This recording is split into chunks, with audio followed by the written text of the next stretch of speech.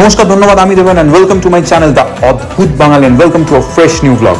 দেখতে দেখতে বুঝতেই পারছো তোমরা, আমি প্রিয়া সিনেমার সামনে এসেছি অ্যান্ড প্রিয়া সিনেমার ভেতরে ঢুকে কফি খাচ্ছি। কেন? সেটা ছিল হচ্ছে গ্র্যান্ড প্রিমিয়ার অফ ব্যোমকেশ ও দুর্গরহস্য, অর্থাৎ দেব এন্টারটেনমেন্ট ভেঞ্চার্স প্রযোজিত যে সিনেমা তোমরা সবাই দেখেছো।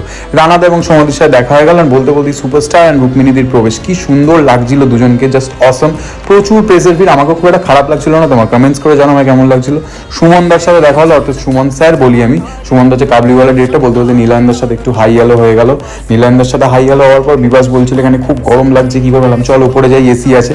ও হচ্ছে বিবাস, মডেল বিবাস। যাই হোক, এখানে কৌশিক স্যার ছিল, চন্ডী ম্যাম ছিল।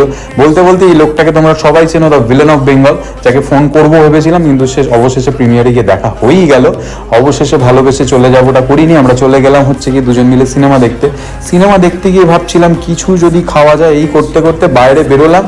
কেউই সিনেমা সেরকম দেখতে পাচ্ছে না, ভিড়ের চোটে দেখতে। দেবরাজদার সাথে দেখা হলো অনেকদিন। দেবরাজদা বললো পুরো ভিড়, দেখতে পেলাম না সিনেমা।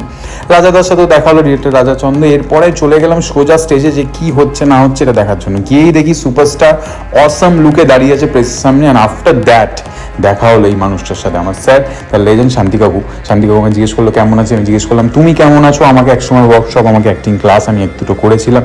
খুব ভালো মানুষ, খুব ভালো অভিনেতা, যাকে ছাড়া ওয়েস্ট বেঙ্গল টলিউড ইন্ডাস্ট্রি হয়তো চলবেই না, এরকম কিছু মানুষের মধ্যে উনি একজন।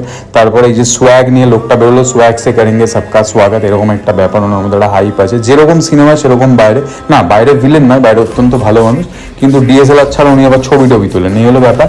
ছোট্ট রকম ব্লগটা তোমাদের সাথে শেয়ার করলাম। এরকম প্রচুর ভিড়। এরপর আরো অনেক কিছু হয়েছিল, তোমরা যারা ব্যোমকেশ ও দুর্গরহস্য দেখোনি স্মৃতিচারণ করে দেখলাম। চলো টাটা, ভালো থেকো, সুস্থ থেকো, এরকম ব্লগস পেতে ফলো করো।